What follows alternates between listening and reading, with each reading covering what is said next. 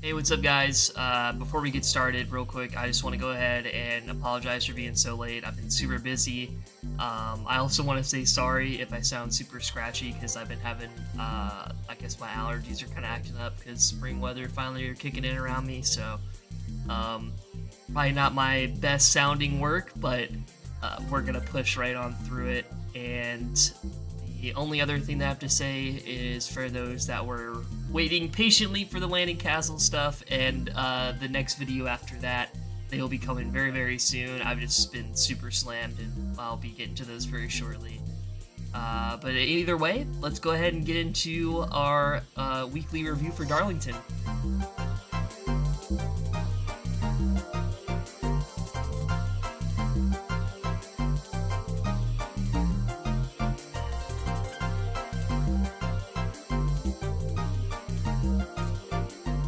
So there were no Truck Series action this weekend, but we did get blessed with a Xfinity Series race that had all of the good throwbacks for the entire weekend.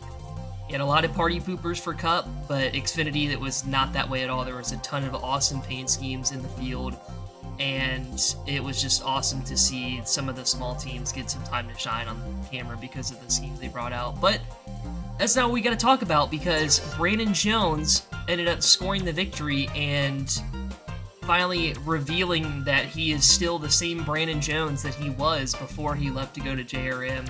So very awesome to see Brandon Jones pick up the victory, and for sure he is going to be one of those people that you have to watch out for now for the championship going forward, because he's at Gibbs.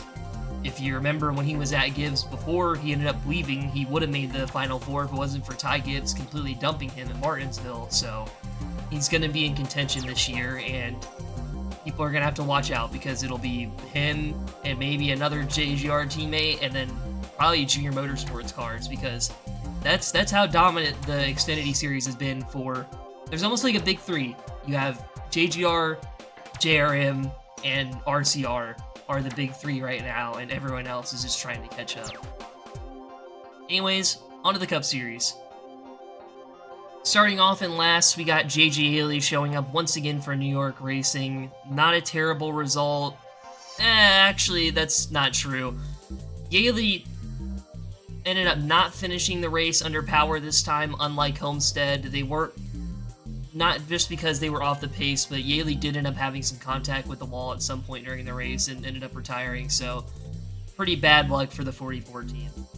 Moving on to 37th, we have the most controversial driver of the entire day, I feel like, because it's Kyle Larson. Yes, he did spin out on lap 4. Yes, he did come back out, which is a common thing now, and he's probably the first person to do it since the DVP's been lifted.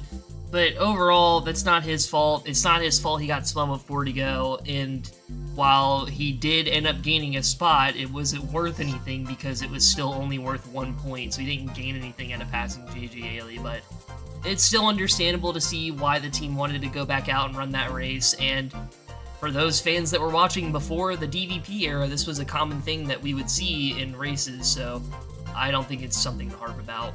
Next, we have Josh Berry continuing his streak of bad luck, and he got turned during the race on the back straightaway, racing Tyler Reddick, and it was just super unfortunate. He was running up front once again, and I'd hate to say it, but every single week now that passes by, it looks more and more like that win at Vegas is going to be the sole reason that the 21 team makes the playoffs this year.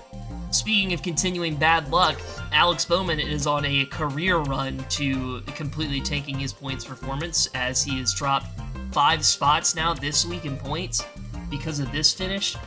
I know it's not completely his fault because breaking a toe link is just something that's common with the next gen. It's super easy to do, but still, this is not how you back up a second place finish with back-to-back runs that are just absolutely terrible.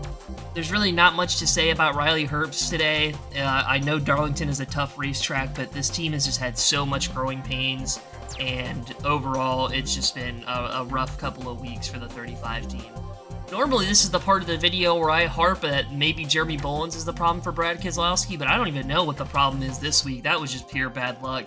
They actually had themselves up front in a good position to potentially make up for how bad they've run the last couple weeks, and then they have a tire fall off that completely ruins their day, and changes the complexion of the entire race. Another poor finish for Hocevar, but I have to thank him because he was one of the most entertaining things that happened on Sunday because he was an absolute menace in the back, racing the leader while he was 2 laps down and then turning himself on the front end of the 35's nose was pretty hilarious, so thank you, Carson Hocevar. Not much to complain about for Austin Hill. He did exactly what he was expected to do, and that was bring the car home in one piece and just learn what he can. Hopefully Jesse Love does the same thing next week at Bristol. Unfortunately, this is the Legacy Motor Club that we've gotten accustomed to in this era, and it's not a good result for John Hunter, and again, they were really good at the beginning of the season, so it's really hard to see the drop-off, but this race also had a lot going on, so it's not completely their fault either. Poor run for Michael McDowell, but I'm not going to harp on it too much because he's had a great couple of weeks, and this was just an outlier.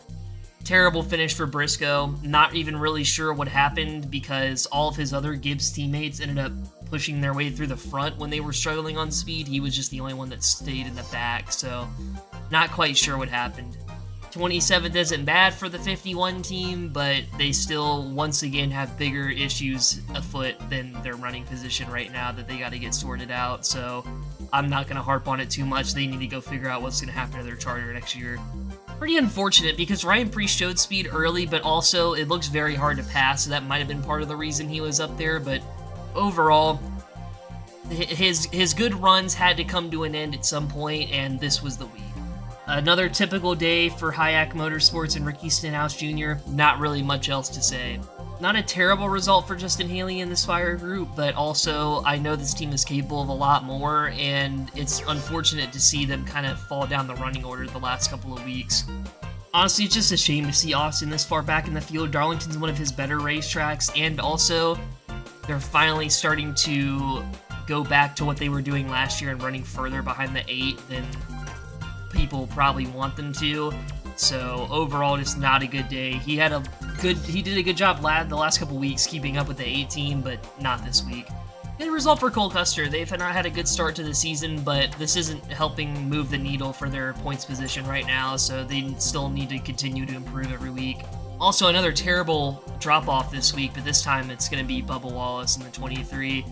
I know that continuously getting third is a hard thing to do, but he was on a roll, and I was wondering if he could do it with how good they were this week, but just not his day, and ultimately he did have a little bit to play in the overtime finish that happened later on, but we're not going to talk about that here. 20th isn't bad for SVG. 20th is not bad for SVG at all. Still not where this team wants to be, but good to see Shane actually get up there with his teammates and get a decent finishing result. Not a bad result for Noah, but he's still a little far behind the other 2 front row cars, so they just need to continue to pick up the pieces and to be able to run with them, but I have been so impressed with front row this year, and I'm excited to see where they end up in the playoff race. Not a terrible result for AJ Allmendinger, and honestly, I can't just harp on him too much. I know I said that Homestead and Vegas might be outliers because those are 2 really good tracks for AJ, but he's still been running really strong, and it's no secret to anyone that's been watching that Colleague is running better than what they were last year. That's all that really matters for that team right now. Good result for Eric Jones, probably not the result he wanted, and I feel bad that he had to have that absolute meltdown over the radio over the late caution that was thrown for Brad Keselowski's debris, but overall, 17th isn't bad. Hey, and once again, Ty Dillon wins the teammate race with Colleague, so that's pretty good for him. Not much to say, 16th ain't bad, they gotta keep on pushing. 15th isn't terrible for Suarez, still not really sure how this pushes the needle yet for him and his ride security going forward, but right now I think the most important thing for Suarez is just to keep on piecing together results. Great run for Todd Gilliland once again. Honestly, like I mentioned earlier with Noah, front row has done really well this year, and it's really awesome to see. Now, I know Logano's the one I picked, and he finished 13th. It wasn't too far off. I actually ended up picking Blaney before. I ended up changing my mind when I was recording and picking Logano, but I was wrong. It don't matter. It's what I posted, and Joey didn't execute. Overall, it was a pretty solid day for Logano. Nothing too much to complain about, but this team really needs to start racking in the top 10s. I'm going to keep this one short and brief. Zane Smith is amazing. He continues to be strong every week, and he's going to be a threat on the playoff bubble as long as no more people outside the top 16 continue to win. So, great result for the 38 team. Honestly, great finish for Cindric. I don't really know how he ended up in 11th. He didn't seem like one of those guys that had a lot of speed, and only one of his teammates seemed like the best car all day.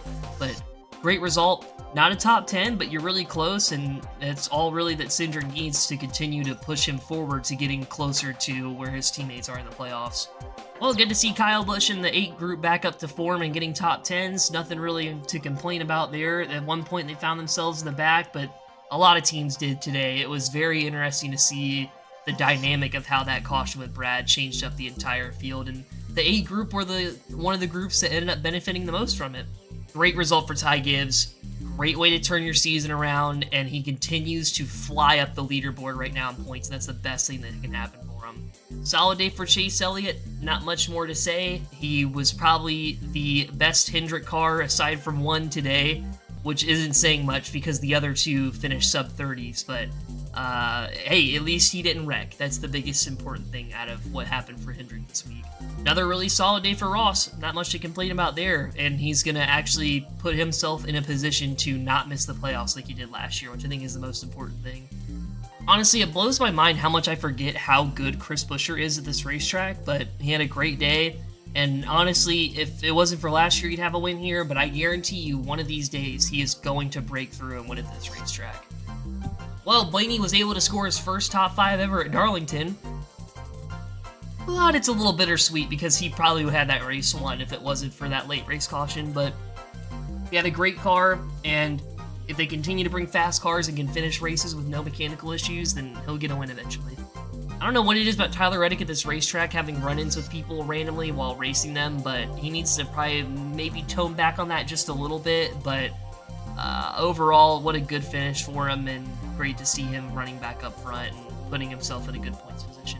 And Seabell is back. I told you before, this is now what I was expecting from him when he went on that three-peat, just really solid, consistent finishes, and if they continue to do that, he is going to be probably the championship favorite this year, more than he ever has been before. So, man, William Byron had everyone scared for a while because it looked like he was going to be the first person since Jeff Burton to have a completely perfect race and lead every single lap, but it just didn't happen. It was really impressive, honestly fun to see it, especially at a place like Darlington, and what a good run for Slick Willie B, but unfortunately just not meant to be for William Byron, and ultimately ended up giving away the win to who I'm about to talk about next. Denny wasn't the best car, and that is okay. You know, going back-to-back for Denny is pretty impressive, and honestly, it's very funny because I've had a lot of doubts on whether he was going to reach that 60 benchmark he set for himself, depending on when he retired, but he ended up getting another one today, so he's just inching ever so closer to that mark that he already set after winning at Martinsville. But honestly, it's races like these that you have to remember that sometimes in this sport, you don't have to be the best driver, and you don't have to have the best car, but it's a team sport. And when his team came down pit road and executed, it was a great thing for that team, and ultimately it's what got them the job done. Of course, races aren't always going to come down to that, but this is why the pit crews are important. So, a great reminder of why this is a awesome team sport to watch, and we'll see if Denny can go 3P like Seabell did at Bristol. And I feel like I've already kind of run long today, so I'm just going to let the point standings fly by you real quick, and I will just kind of end off the video here and not do predictions this week, just to kind of make things a little shorter for y'all. But I hope y'all enjoyed, and I hope to see y'all soon.